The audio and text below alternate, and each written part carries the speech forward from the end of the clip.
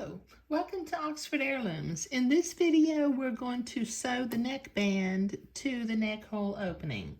Now, I have my bias strip, which is my neckband, and what I've done is I folded it in half and I've made a little blue mark with my fabric marking pen. I still have a blue mark up at the center front of the dress, so I'm going to start by lining those blue marks up and putting a pin into place. Okay, now I'm going to work my way to this side. This is the placket side, so the placket needs to remain poking, extended out into the neck hole opening. Let me move my pleating threads. Okay, now I'm going to extend my neckband by about 1/4 of an inch beyond the edge of the placket, and I will pin that into place. Now, since I already tied the pleating threads the same size as the neckband, this should just ease into place, and it does. Okay, so let me begin to pin along the neckband.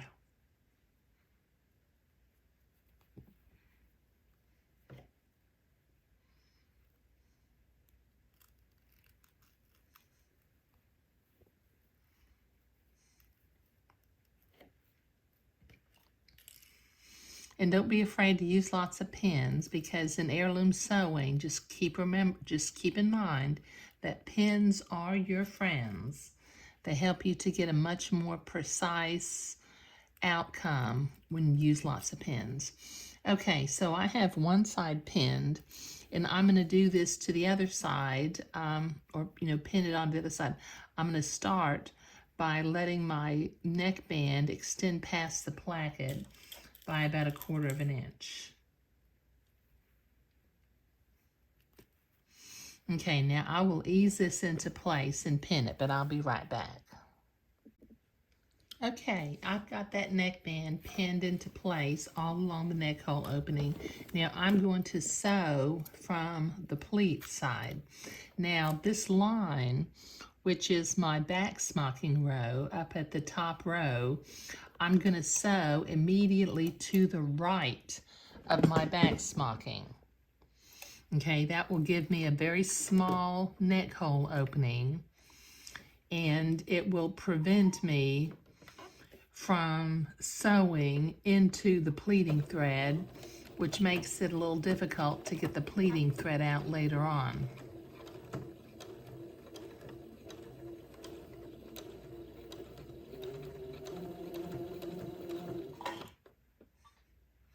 Just take your pins out as you come to them, because that does it does several things. Number one, you won't break a pin. Number two, you won't break a needle. Number three, you won't mess up your bobbin housing. And if you take the pin out, for some reason, it keeps the pleats from being wonky underneath.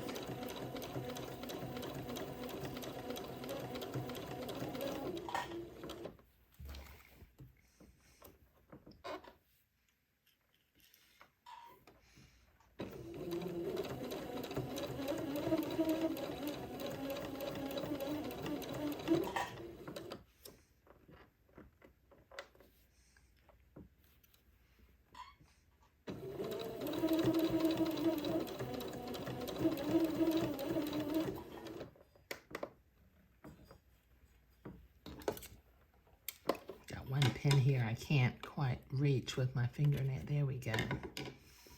Okay, that's the center pin. Okay, so just keep sewing right next to the back smocking row.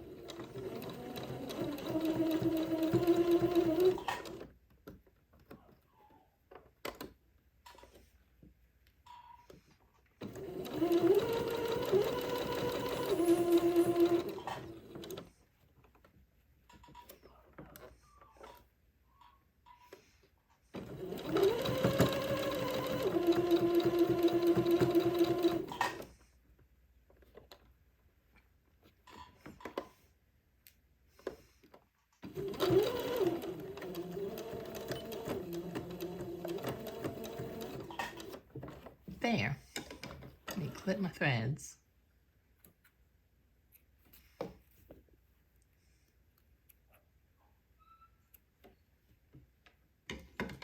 Okay, now I'm going to finger fold. Let me just check this real quick. Yeah, I'm going to finger fold the neckband pointing upward all the way along. Okay, and then from both sides, I'm going to fold the neckband in. See, I've got a little bit wider neckband than what I really want, so I'm going to fold that here.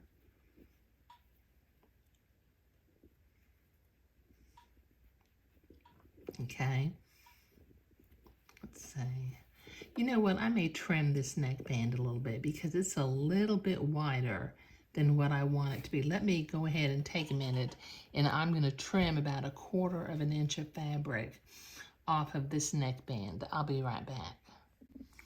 Okay, I trimmed about 1/4 of an inch off of that neckband, so let me throw that piece of fabric away. Okay, now from this side. Now this should work out real well. I'm going to fold the neckband down toward the seam. Then I'm going to fold this in next to the placket where it's even with the placket, and then I'll fold it down again. And this creates a nice, neat corner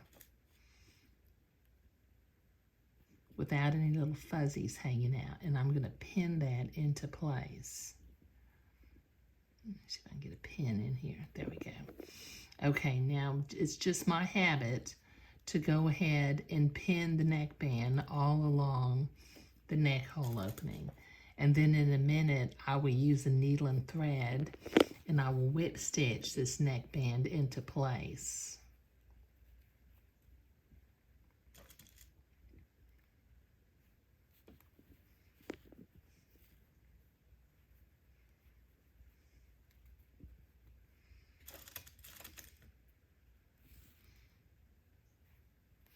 Okay, this will take me a minute to get this pinned all along the neck hole opening, so I'll be right back. Okay, I've got that pinned all along the neck hole opening, so I'm going to start at one end. Make sure my little ends are inside nicely, and I'm going to start about 1/8 of an inch from the edge of the placket, and I'm going to whip stitch back to the end of the placket.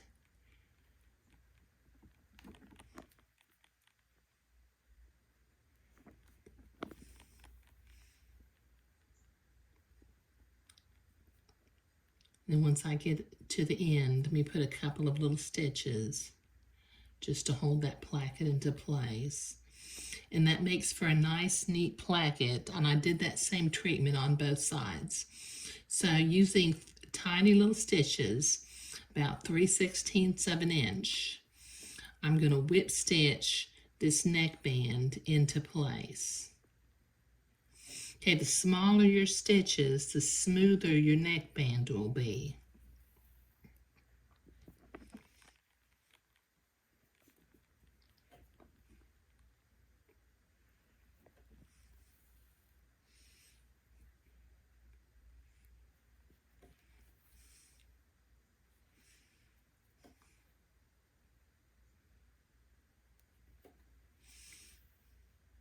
Okay, now this is going to take me a couple of minutes to whip stitch all the way across the neckband, so I will be right back.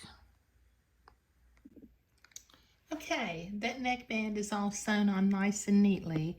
Now what I'm going to do is I need to take my top 2 pleating threads out.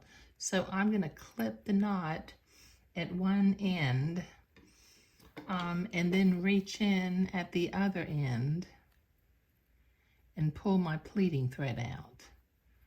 Let's see. Oops, I've got caught on the knot. Hold on just a second. There we go. And I got caught on the knot on that green thread too. Oh my goodness, that's not good. Okay, let me clip that. And then I'll reach in with my seam ripper, grab this pleating thread from inside. There we go. Okay, so I should be able to pull out the top one. Okay, there, the top one came out. And let me pull out the bottom one also. There we go. Okay, now I need to finish smocking the very top row. I need to do one more row of green cable. So I'm going to come up from the back side underneath the neckband. And since the pleats are nice and even and they're not wonky, I'm going to match up with the cable row right down below. So I don't tend to, well, I never do. I always do this top row after I get the neckband put on. Okay, so this will take me a couple of minutes to smock this top row.